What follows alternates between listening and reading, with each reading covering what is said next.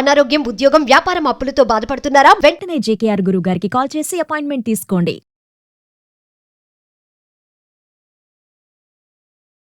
నమస్తే, welcome back to Suman TV.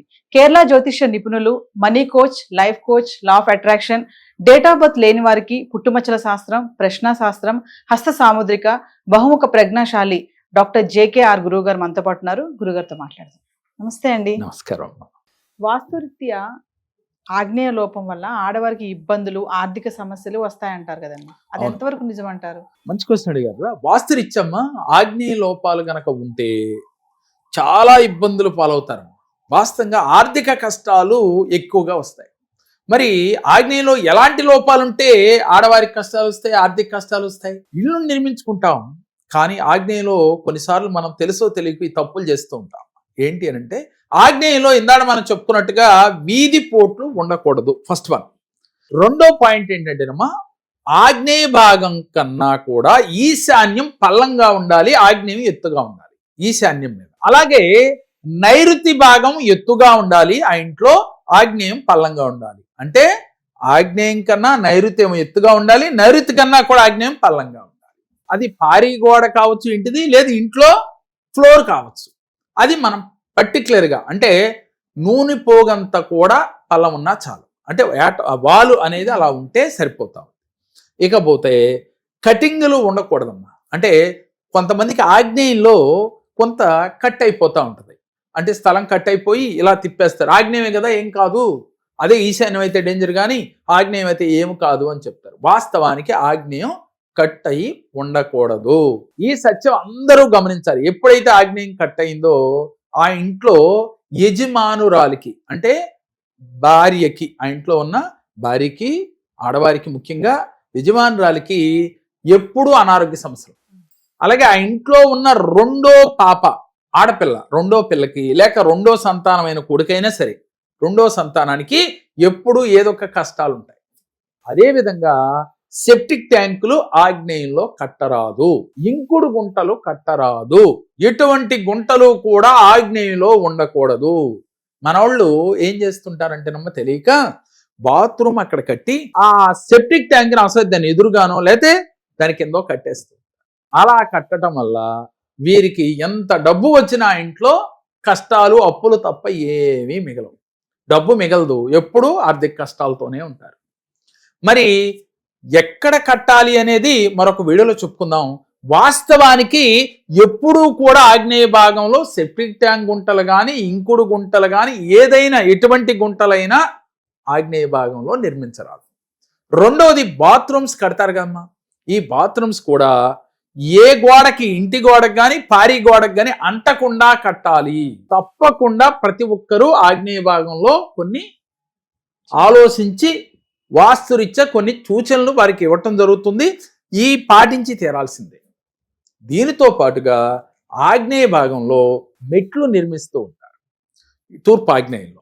ఈ తూర్పు ఆగ్నేయంలో నిర్మించేటప్పుడు ఈ మెట్లు ఇంటి గోడకి అంటకుండా చూసుకోవాలి మ్యాక్సిమం, అవకాశం ఉన్నంత మట్టుకి. అంటే స్టార్టింగ్లో ఇలా తిరిగేటప్పుడు ఎలా అయినా అంటుతాయి, ఇలా వెళ్ళి స్టెప్స్ ఇలా ఎక్కేటప్పుడు, కానీ ఇలా ఎక్కేటప్పుడే ఇంటి పారు ఖాయం చేసి కడతా ఉంటారు. అలా కట్టడం మంచిది కాదు.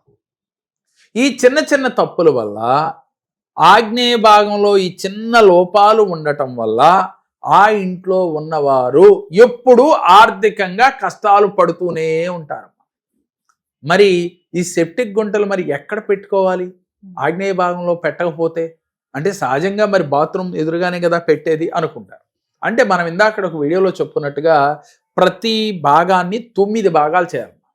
2 భాగాలు ఇటు ఆగ్నేయ పక్క నుంచి వస్తే 2 భాగాలు తూర్పు ఆగ్నేయం అని అంటాం, అటు 2 భాగాలు తూర్పు ఈశాన్యం అంటాం. ఇకపోతే మళ్ళీ ఇటు 2 భాగాల్ని మనం తీసుకున్నట్లయితే 4 భాగాలు వదిలేసి మనం సెప్టిక్ ట్యాంక్ కట్టుకోవచ్చు.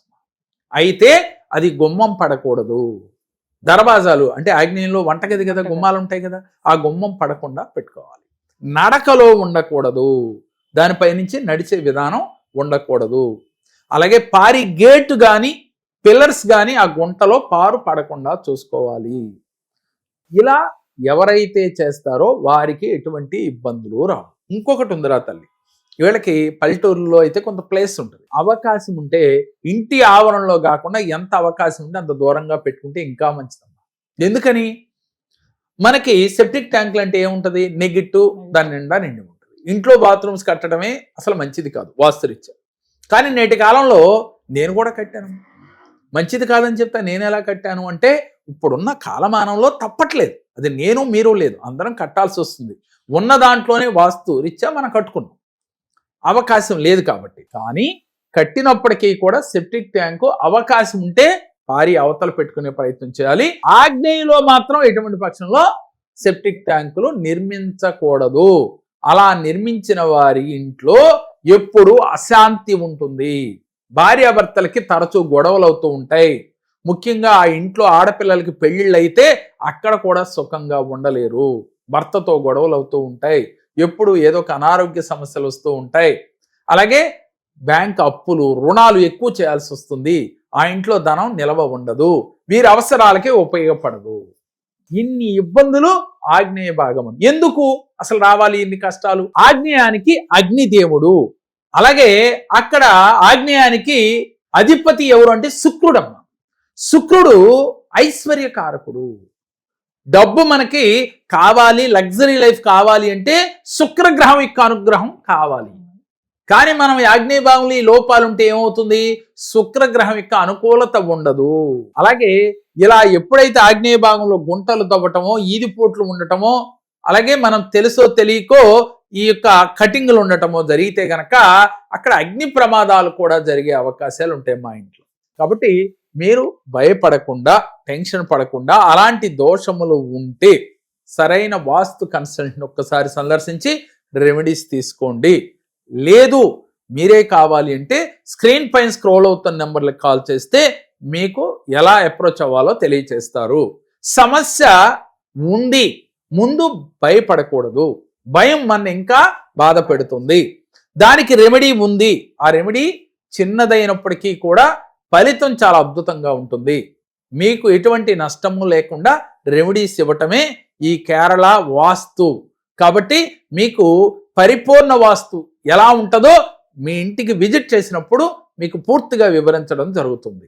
మీకు ఎటువంటి వివరాలు కావాలన్నా స్క్రీన్ పైన స్క్రోల్ అవుతున్న నంబర్లకి కాల్ చేసి వివరాలు తెలుసుకోవచ్చు. నమస్కారం. నాకు చాలా సమస్యలతో నేను జేకే గారి దగ్గరికి వచ్చాను. నేను ఫైనాన్షియల్ ప్రాబ్లమ్స్ వల్ల చాలా ప్రాబ్లమ్స్ పడుతూ ఉన్నాను. దానికోసం నేను జేకే గారి దగ్గరికి వస్తే నాకు సరైన పరిష్కారాన్ని చూపించారు. దానివల్ల చాలా హ్యాపీగా ఉన్నాను ఇప్పుడు.